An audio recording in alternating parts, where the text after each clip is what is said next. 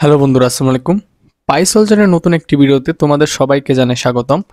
আজকের ভিডিওতে আমরা এইচএসসি ব্যাচ 25-এর জন্য চলতরিতের উপর ওয়ান শট এমসিকিউ করব, যার মাধ্যমে আমরা একটা ক্লাসে এই অধ্যায় থেকে যত ইম্পর্টেন্ট এমসিকিউ আসতে পারে সব সলভ করব। সো এমসিকিউ সলভের আগে আমরা কিছু বেসিক সূত্র সম্পর্কে আইডিয়া নেই। প্রথমটি হচ্ছে রোধ ও রোধের সমবায়।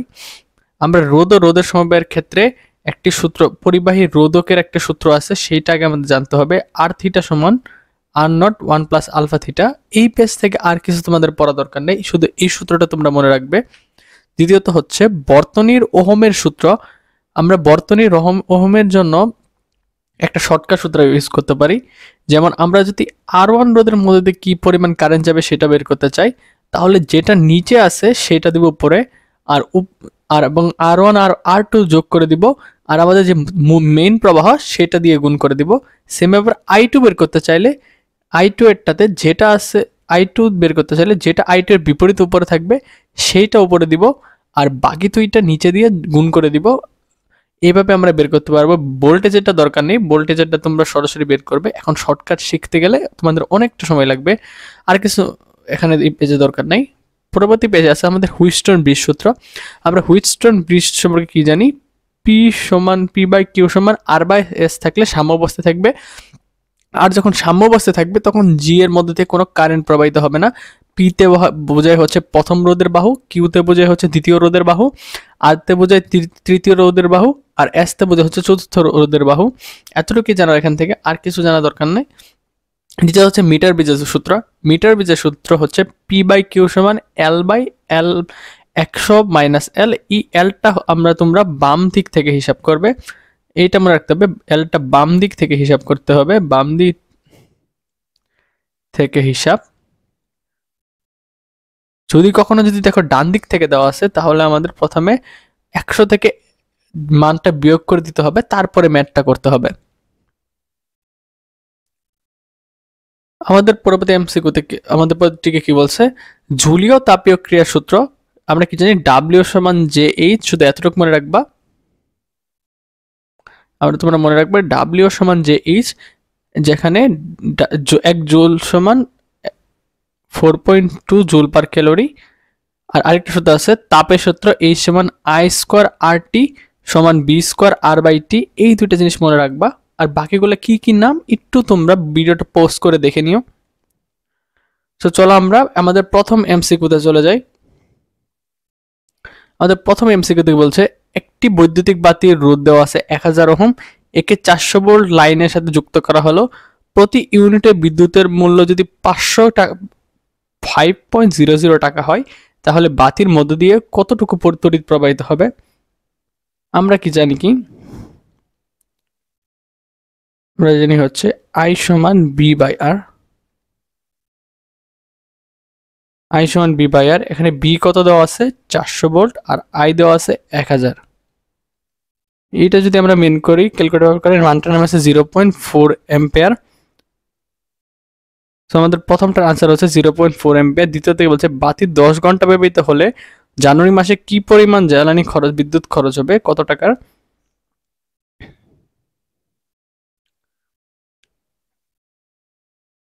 আমরা কি জানি ভাইয়া? আমরা যদি সরাসরি যদি এখানে বিদ্যুৎ বিলের সূত্রটা বসাই দিই, বিদ্যুৎ বিল সমান, যেহেতু এখন আমাদের ভোল্ট দেওয়া আছে, আর দেওয়া আছে, আর সাথে আমরা আয়ও পাইছি। সো আমরা যদি সরাসরি যদি এখানে সূত্র বসাই দিই, B square by R into T, আর নিচে আমাদের 1000 নিতে হবে, আর এক এক দাম হচ্ছে 5 টাকা করে। সেখানে যদি আমরা মানগুলো বসাই দিই, বি এর মান 400 স্কোয়ার, টি এর মান হচ্ছে 10, আর এর মান হচ্ছে 1000, আর 1000 দিয়ে গুণ করতে হবে, আর 5। আর আমাদের কতদিন ব্যবহার করতে বলছে? জানুয়ারি মাস। আমরা কি জানি ভাই? জানুয়ারি মাস হচ্ছে 31 দিনে। সো আমাদের এই জায়গায় 31 বসাতে হবে। এখানে আমরা 31 দিয়ে গুণ করে দিই। সো এই জায়গা, তাহলে আমাদের এই জায়গায় মানটা কি আসে? আমাদের তখন মানটা আসে হচ্ছে 248, যেহেতু আমরা সবকিছু দিয়ে গুণ করতেছি তাই এটা হবে টাকা এককে। সো 248 হচ্ছে বি নাম্বার। 3 নাম্বার এমসিকিউতে বলছে নিচের প্রদর্শিত বর্তনীতে তড়িৎ প্রবাহ I1 এর মান কত। আমরা যদি I1 এর মান বের করতে চাই সেক্ষেত্রে আমাদের আগে মোট তড়িৎ প্রবাহ বের করতে হবে। আমরা আগে যদি মোট তড়িৎ প্রবাহ বের করি, I সমান B/R, যেখানে আমাদের বি দেওয়া আছে 9, আর দেখো ভাইয়া এই দুইটা কিসে আছে সমান্তরালে, তাই এই দুইটা তুল্যরোধ হচ্ছে 10 গুণন 12 গুণন 10, 12 প্লাস 10, 120/22। আর এইটার সাথে যদি আমরা এইটা শ্রেণীটা যোগ করি তাহলে কি হয়, 120/22 প্লাস 20। এটা যদি আমরা ক্যালকুলেটর ব্যবহার করে বের করি তাহলে আমাদের আয়ের মানটা নামে হচ্ছে 0.35 অ্যাম্পিয়ার। এখন আমরা একটা সূত্র পড়ছিলাম কি, যে I1 এর তড়িৎ প্রবাহ হচ্ছে I2 এর মান আর নিচে I1 প্লাস I2 গুণন মোট তড়িৎ প্রবাহ। সো এটা যদি আমরা ক্যালকুলেটর ব্যবহার করে মানটা নির্ণয় করি তাহলে আমাদের I1 এর তড়িৎ প্রবাহটা হবে 0.16 অ্যাম্পিয়ার। 0.16 অ্যাম্পিয়ার হচ্ছে এ নাম্বার। কোনো নির্দিষ্ট উপাদানের তারকে টেনে 3 গুণ করা হলে এবং প্রস্থচ্ছেদ 1/3 করা হলে তারটির আপেক্ষিক রোধ কি হয়। আমরা কি জানি আপেক্ষিক রোধ শুধু উপাদানের উপর এবং বস্তুর তাপমাত্রার উপর নির্ভরশীল, আর বাকিগুলোর ক্ষেত্রে অপরিবর্তিত থাকবে। পরবর্তী এমসিকিউতে কি বলছে, বর্তনীতে মোট তড়িৎ প্রবাহ কত। দেখো এখন আমাদের 5 নম্বর এমসিকিউতে দেখো এখানে E1 এর মান দেওয়া আছে 12 ভোল্ট, R1 এর মান দেওয়া আছে 0.5, E2 এর মান দেওয়া আছে 12 ভোল্ট এবং R2 এর মান দেওয়া আছে 0.5, আর R এর মান দেওয়া আছে 23 ওহম। আমরা যদি সবগুলো সিরিয়ালি লিখি তাহলে হয় 23I প্লাস 0.5I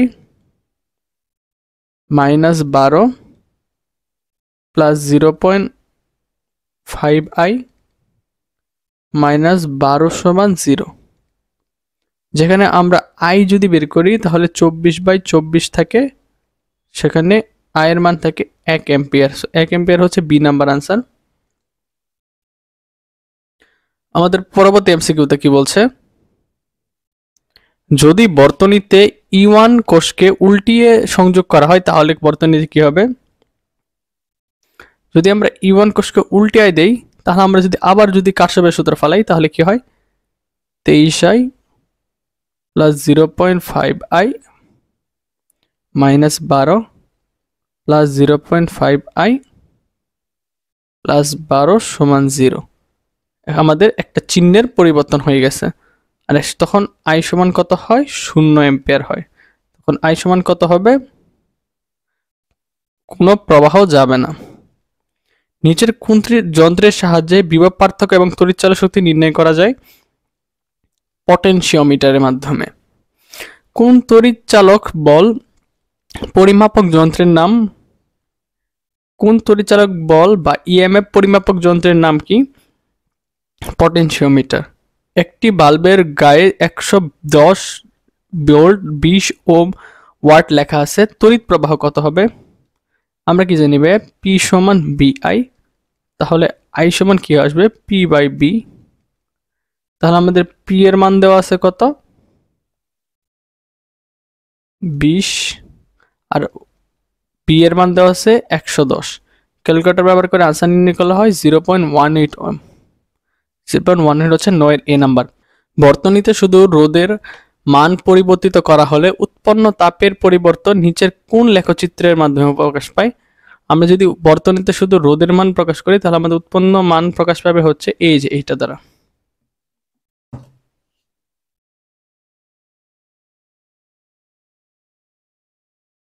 পরবর্তী এমসিকিউতে কি বলছে,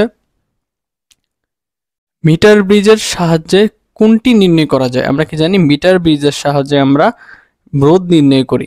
একটি তারকে কেটে 2 ভাগে ভাগ করলে, আমরা যদি একটি তারকে কেটে 2 ভাগে ভাগ করি তাহলে কি হয়, এর আপেক্ষিক রোধ একই থাকে। এটা আমরা একটু আগেও দেখছিলাম।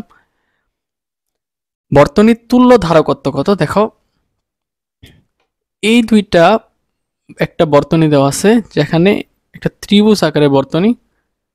আমরা যদি এই বর্তনীর এই দুইটাকে যদি সরি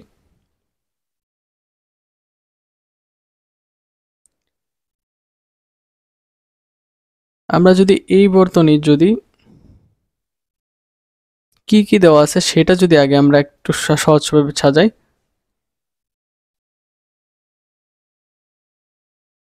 দেখো এই জায়গায় 10/30, এই জায়গায় 10/30 সমান 1/3, এই পাশেও 20/60 সমান 1/3। সো আমরা বলতে পারি আমাদের মাঝখানে 6 দিয়ে কোনো কারেন্ট যাবে না। তখন আমাদের তখন আমাদের এইটা তুল্য ধারা করতে হবে। এই দুইটা তখন থাকবে শ্রেণীতে, 10 আর 20 শ্রেণীতে যোগ করলে হয় 30, আর নিচের দুইটা থাকবে শ্রেণীতে 30 এবং প্লাস 60 যোগ করলে হয় 90।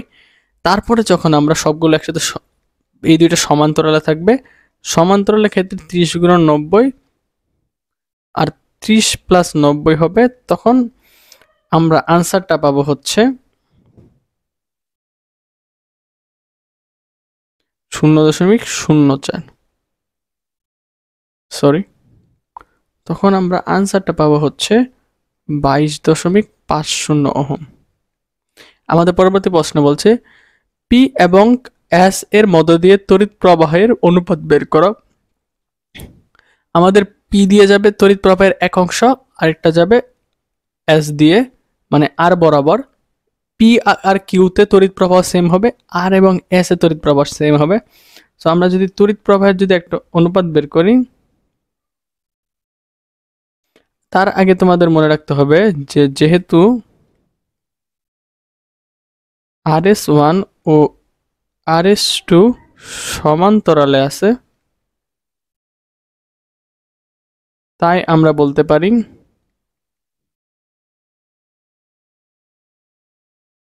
দুই প্রান্তের আমাদের বিভব পার্থক্য সেম থাকবে। যেহেতু আমাদের বিভব পার্থক্য সেম থাকবে, তাই আমরা বলতে পারি B1 সমান হবে আমাদের B2। এখান থেকে আমরা বলতে পারি IS RS1 সমান IS RS2। এখান থেকে যদি আমরা IS1 এবং IS2 কে যদি এক পাশে রাখি, তা আমরা কি বলতে পারি RS2 বাই RS1 বা 90/30 সমান 3। সো আমাদের অনুপাত হবে 3:1 সোলার এ। কার্শফের সূত্র অনুসারে আমরা কার্শফের সূত্র অনুসারে কি বলতে পারি, কার্শফের সূত্র অনুযায়ী IR সমান ই, হ্যাঁ এইটা ঠিক আছে, IR সমান 0 না, এইটা বল I সমান 0। সো আমাদের আনসার হচ্ছে 1 এবং 3। পরবর্তী এমসিকিউতে বলছে 240 ওয়াটের একটি টিভি 1 আওয়ার এবং 1200 ওয়াটের একটি ইস্ত্রি 10 মিনিট চালানো করলে আমাদের বলছে ইস্ত্রি কর্তৃক ব্যয়িত শক্তি কত। আমরা যদি ইস্ত্রি কর্তৃক ব্যয়িত শক্তি বের করি, ইস্ত্রি কর্তৃক ব্যয়িত শক্তি কত নামে 1200 ওয়াটের ইস্ত্রি 10 মিনিট চালানো হয়েছে।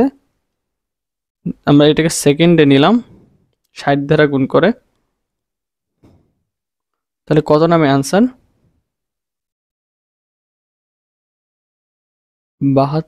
7.2 ইন্টু 10⁵। যেহেতু আমাদের কিলো ওয়ার্ডে নিতে বলছে, আওয়ারে নিতে বলছে, তাই আমরা এটাকে আওয়ারে নিতে 3.6 ইন্টু 10⁵ দিয়ে ভাগ করে দিব। তাহলে আমাদের আনসার কি নামে 0.2 কিলোওয়াট আওয়ার। তো আমাদের এক নাম্বার ঠিক আছে। স্ত্রী রোধ বেশি না স্ত্রী রোধ কম, টিভি সেট বেশি শক্তি ব্যয় করবে, হ্যাঁ। আনসার হচ্ছে 1 এবং 3। পরবর্তী এমসিকিউ বলছে নিচের কোনটি মিটার ব্রিজ দ্বারা পরিমাপ করা হয়। মিটার ব্রিজ দ্বারা কোনটি পরিমাপ করা হয়, আপেক্ষিক রোধ। নিচের কোনটি শান্টের গুণক, আমরা কি জানি শান্টের গুণক হচ্ছে G+S আর নিচে S। 1 বিওটি সমান কত ইউনিট, আমরা কি জানি 1 বিওটি সমান 3.6 ইউনিট 10⁶ ইউনিট। 10 ওহম রোধের কুণ্ডলীর মধ্য দিয়ে 10 অ্যাম্পিয়ার বিদ্যুৎ প্রবাহ 1 মিনিট সময় ধরে চালনা করলে উৎপন্ন তাপের পরিমাণ কি কত, আমরা কি জানি ভাইয়া IT সমান I² RT। যেখান থেকে আমরা আয়ের মান কত জানি,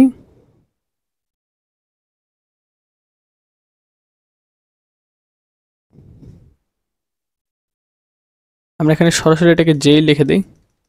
ধরলাম আমরা জে সমান তাপ, আর তাপ সমান কি আই স্কোয়ার আরটি। আয়ের মান হচ্ছে 10, স্কোয়ার করে দিলাম, রোদ দেওয়া আছে 10, আর সময় দেওয়া আছে 1 মিনিট, আর এটাকে 60 দ্বারা গুণ করে দিলাম। তো আমাদের মানটা আসা হচ্ছে 6 × 10⁴ জুল। 6 × 10⁴ জুল কোথায় আছে? আমাদের 1 নাম্বার আনসার 22-এর।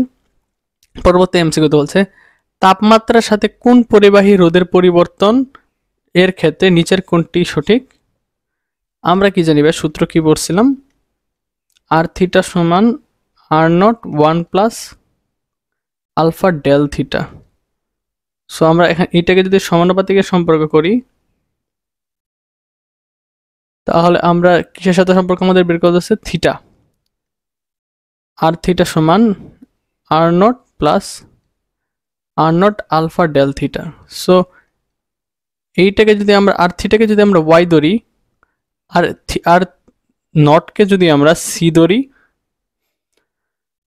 তাহলে আমরা থিটা বাদে বাকি অংশটাকে এম ধরলে এইটা হচ্ছে আমাদের এক্স। তাহলে আমাদের কি পেলাম? ওয়াই সমান এম এক্স প্লাস সি এর সরলরেখা, যেটা আমরা কোথায় পাই? 23-এর এ নাম্বার। নিচের কোন বর্তনীতে এমিটার পার্ট কত? আমাদের এমিটার কোথায় আছে? এখানে। তার মানে আমাদের এই পুরোটাটা বের করে নেব। আমরা কি জানি? আই সমান বি বাই আর। বি কত দেওয়া আছে?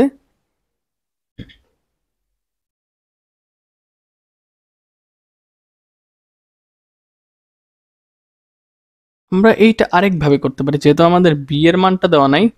সো আমরা যদি 24 নাম্বারটাকে যদি অন্যভাবে করি, আমরা একটা সূত্র পড়ছিলাম কি, যে 3 ওহমের মধ্যে দিয়ে কি পরিমাণ তড়িৎ যাবে সেটা আমরা কি বের করি, কেমনে বের করছি? I1 সমান উপরে হচ্ছে নিচেরটা, আর নিচে হচ্ছে 3 + 6 ইন্টু মেইন আই।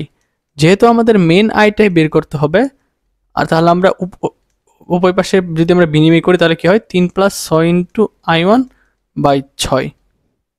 তাহলে আমরা 3 + 6 মানে 9, আর নিচে 6, আর I1 এর মান দেওয়া আছে 2। এইটাতে কাটলে হয় 3, 3 এ 3। সো আমাদের আয়ের মানটা হচ্ছে 3। 24-এর আনসার হচ্ছে সি নাম্বার। পরবর্তী এমসিকিউ দেখে বলছে সমান রোধে দুইটি তামার তারের দৈর্ঘ্য যথাক্রমে 2 মিটার ও 8 মিটার হলে তার দুইটির ব্যাসার্ধের অনুপাত কত?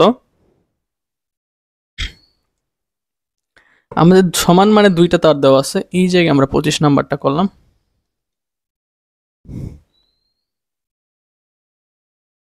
এই জায়গায় আমরা 25 নাম্বারটা করলাম। 25 নাম্বার হচ্ছে সমান মানে দুইটি তামার তারের দৈর্ঘ্য দেওয়া আছে আমাদের, তাহলে তার দুইটির ব্যাসের অনুপাত বের করতে বলছে। আমরা কি জানি ভাইয়া? A1 L1 সমান A2 L2। এখান থেকে যদি আমরা L1 আর A1 কে এক পাশে রাখি, তাহলে L2 বাই A2 অন্য পাশে চলে যায়। তারপর যদি আমরা A1 আর A2 কে এক পাশে রাখি, তাহলে আমাদের কি হয়? L1 by L2। আমরা A1 সমান কি জানি? পাই R1 স্কোয়ার, আর R2 সমান পাই R2 স্কোয়ার, আর L1 L2। এখন আমরা যদি সব কেটে দেই, তাহলে আমাদের R1 বাই R2 সমান কি হয়? √, L1 বাই L2। আমরা যদি L1 এবং L2 এর এখন মানগুলো বসাই দিই, কত দেওয়া আছে? √2/8। কত কত দেওয়া আছে মান? 2 আর 8। 2 দিয়ে 8কে কাটলে হয় 4, আর 4কে আমরা নিলে পাই হাফ। আমাদের অনুপাত হচ্ছে 1:1/2। এই যে 1 নম্বরে হয়তো প্রশ্ন একটু কেটে গেছে, তোমরা একটু দেখে নিও। এইটাকে আমি একটু ছোট করে দিই, তাহলে বুঝতে সুবিধা হবে।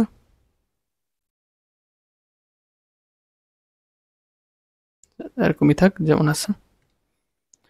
পরবর্তী এমসিকিউতে কি বলছে?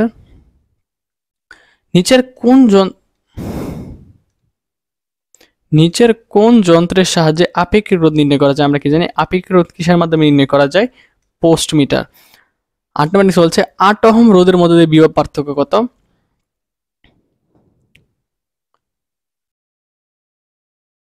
আমরা যদি 8 ওহম রোধের মধ্যে দিয়ে বিভব পার্থক্য বের করতে চাই,